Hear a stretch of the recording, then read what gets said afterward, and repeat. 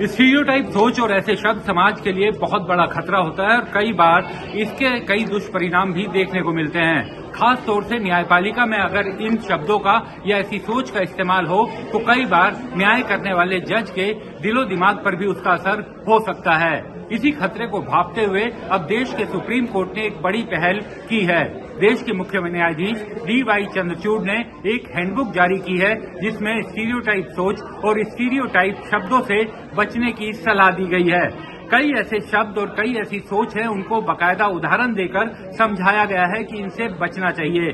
कई ऐसे शब्द हैं जिसका धड़ल्ले से समाज में इस्तेमाल होता रहा है, जैसे affair, bastard, eve teasing, prostitute, mistress. ऐसे शब्द आम बोलचाल में भी प्रयोग होते हैं और न्यायपालिका में भी इस्तेमाल कर दिए जाते हैं, लेकिन इनकी जगह relationship outside marriage, non marital child, street sexual harassment, sex worker और women with man had romantic relationship outside marriage जैसे शब्दों का इस्तेमाल करने की सलाह दी गई है। घरेलू महिलाओं के लिए आमतौर पर हाउसवाइफ शब्द का इस्तेमाल होता है, लेकिन एक जो घरेलू महिला है वो अपने घर को बनाने का एक बड़ी भूमिका निभाती है, लिहाजा हाउसवाइफ की जगह होम मेकर शब्द का इस्तेमाल करने की सलाह दी गई है। ऐसे शब्दों के साथ साथ कई बार स्टीरियोटाइप सोच भी पूरा परिदृश्य बदल देते हैं और एक सोच अगर पहले से तय हो और उसी के हिसाब से फैसला लिया जाए तो उसका दुष्परिणाम भी देखने को मिल सकता है। ऐसे कई उदाहरण देकर इस हैंडबुक में समझाया गया है।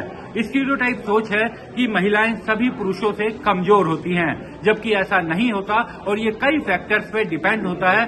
हर महिला, हर पुरुष के बारे में ये अलग अलग होता है। कई ऐसी भी सोच है कि महिलाएं ज्यादा दयालु या संवेदनशील होती हैं, जबकि पुरुष भी उतना ही दयालु और उतना ही संवेदनशील हो सकता है।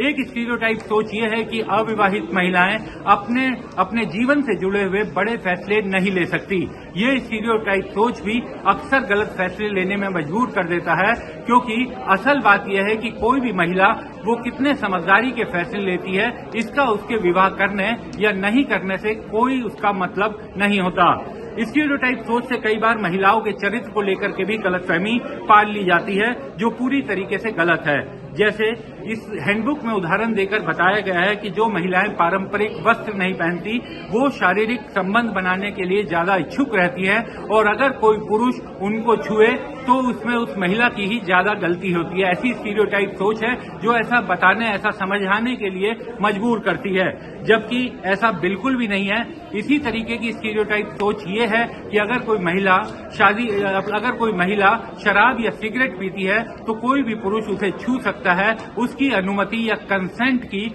कोई जरूरत नहीं, जबकि ये पूरी तरीके से गलत है। जिस तरीके से कोई भी पुरुष सिगरेट या शराब पीता है उसी तरीके से कोई भी महिला सिगरेट या शराब पी सकती है और उसकी कंसेंट हर हालत में बेहद ही महत्वपूर्ण है। तो ऐसी कई स्टीरियोटाइप सोच है और जिसके बारे में सुप्रीम कोर्ट ने अपनी इस हैंडबुक में बताया है। रेप के मामले में भी स्टीरियोटाइप सोच कई बार गलतफहमी पैदा कर देती है।